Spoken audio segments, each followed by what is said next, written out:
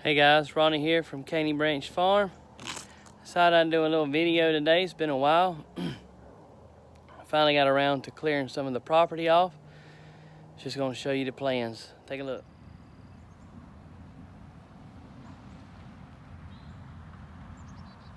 So this is on the right side of my driveway coming up. You can see I've added 3 birdhouses. There's 2 of them right there. This is gonna be my, I think I'm gonna put this in fence, in pasture, and put me some goats in here to start with, just a couple. And then this is gonna be where I put my orchard and my fruit trees and muscadine, and probably my gardens all gonna go in this area here once I fence in the rest of my property. But I'm gonna start here first and put goats in here first. Show you a little close-up of the bluebird boxes I made. Got the little predator guard around it. Then I got this bucket here that acts as a predator guard. This is just sitting on there's a piece of all thread in there. And I got a piece of EMT, and I just filled the top of it with spray foam. And you got 2 little nails here that pull out, and then your little pull tab. This one's kind of tight. There you go. You can see where I put the little kerf marks in it for the birds to climb out. And I do have this slightly leaning forward a little bit to help them out. Now I made this out of a 3/4 western red cedar fence picket. You use 1 6-foot picket, and you can make 1 bird box out of it. I think the pickets cost about around $3 here. As you can see, nothing's been in here yet. I did get one. You can see right there I had a wasp nest in this one. You can see there's the 3rd one up there. That's a little different design. Here's another view from the bird box. So basically what I did was rented a skid steer with a cutter head on the front. I rented it for a week. I think it was like $1,600 for the week. I rented it from a Caterpillar dealership, and I cleared all this. If you see there's an older video I got where I got a guy to do it for me. And since I had so much extra stuff to do, I've cleared off hunting spots, opened up a big old pasture. I got a lot of stuff that I did with it that I probably won't be able to show you all in this video, but still have my chicken tractor, or turkey tractor, which is now my guinea tractor. So my guineas sleep in here every night. And I just leave the door open, and they come out in the morning and scavenge. And you can see where I throw a little bit of pine shavings on top where they use the bathroom, just to kind of help it decompose. But it's holding up really well. And there they are, Minnie and Pearl. One, the darker one's a rooster and the lighter one's a female. And she actually has a clutch of eggs that I found today that are she started laying on, but then she's not laying on them now. So hopefully she'll raise those. Here is the back of the property. All this was growed up.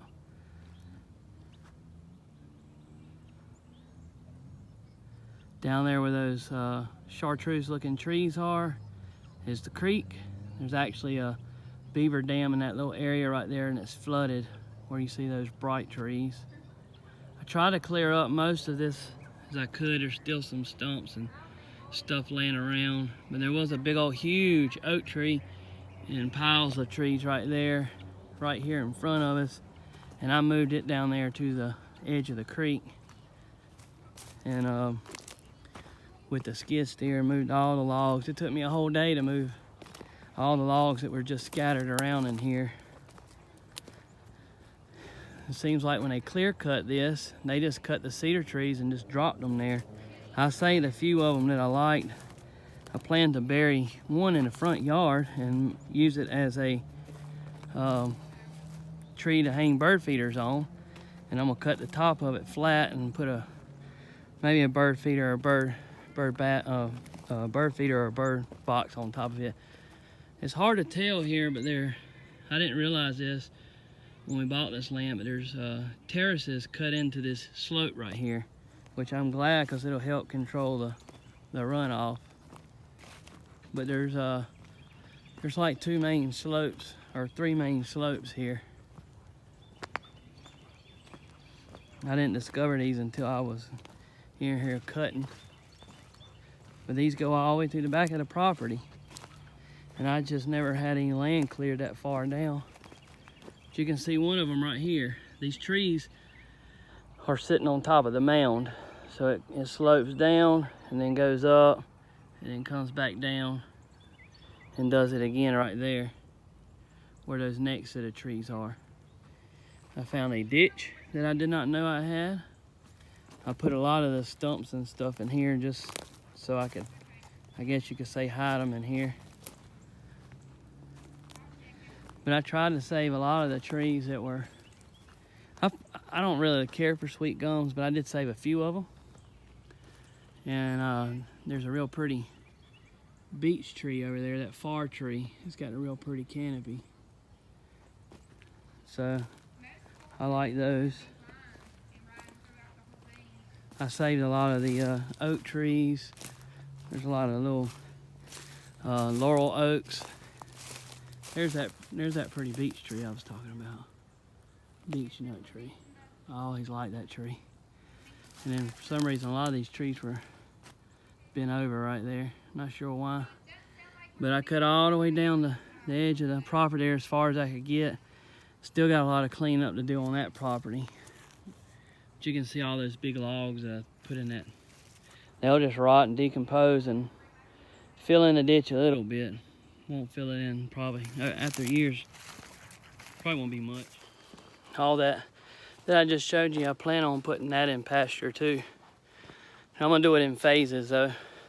Here you can see some of the shrubs are blooming, lauropetalums.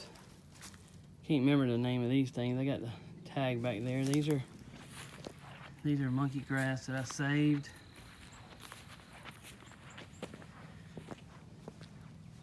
Creeping jennies popping back up again. Little Henry in the front. Can't remember the name of those bushes in the back. I'm really excited about this. And my rhododendrons are looking good. Still haven't moved these bushes. I planned on moving them in the fall, but never got around to it. Azaleas are blooming. I divided the strawberries up.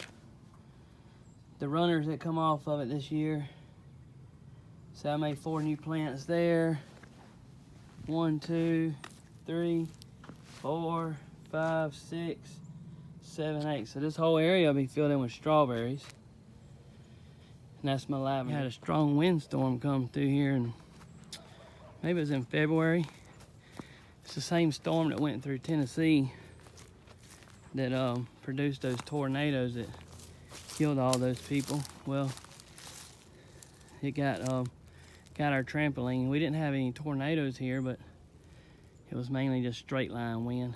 But I got to get some help to get this flipped back over. I even tried to do it with the skid steer, but we only reached so far. Once I get it picked up and on its feet, I'm gonna put it back here close to that birdhouse, and I'm gonna mulch that whole area. And this time I'm gonna mount it down. Right here I'm gonna build the kids a little playhouse eventually. So every day that since I've cleared, I went back to work about 2 days ago with this coronavirus stuff. They have us working at home. So I'm here every day, and I'm looking out one of my windows across the back here.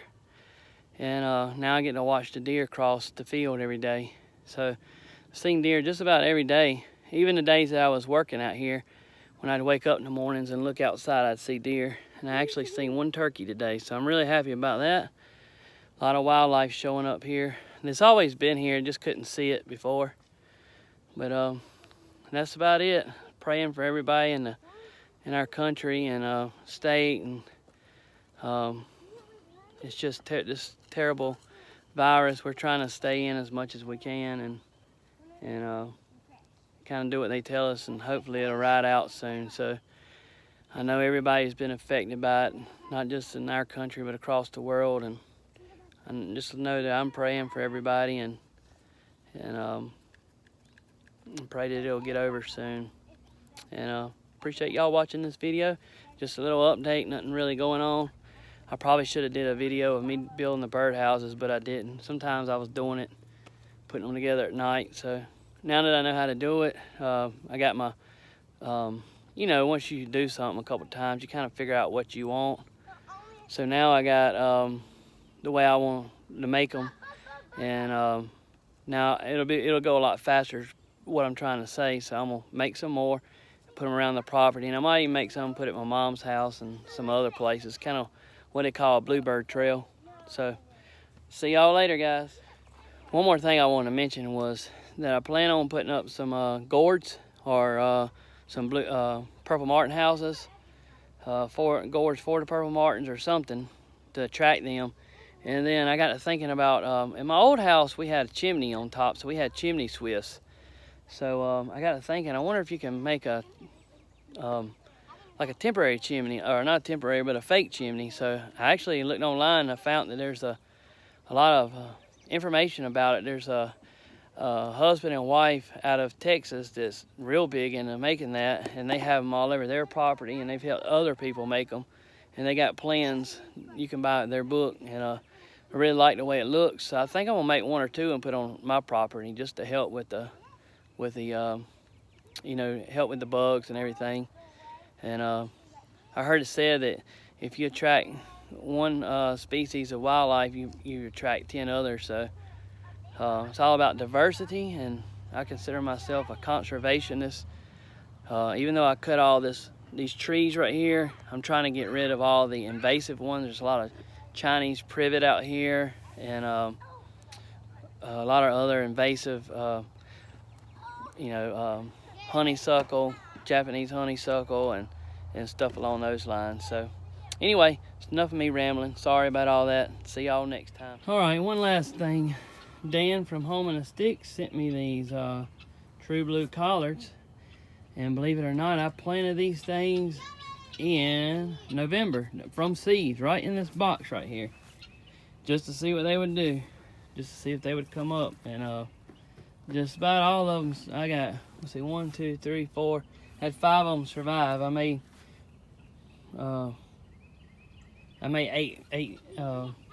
planted 8 spots, you know, multiple seeds, and then I pulled them out of there. But I planted these just to get the seed, so I'd have more seed from them. So that's my plan. So I got 3 stalks there, there, and there. Hopefully that will make. But don't they look beautiful? Hadn't harvested any of these to eat. I was just, like I said, waiting on them to seed out. So pretty though.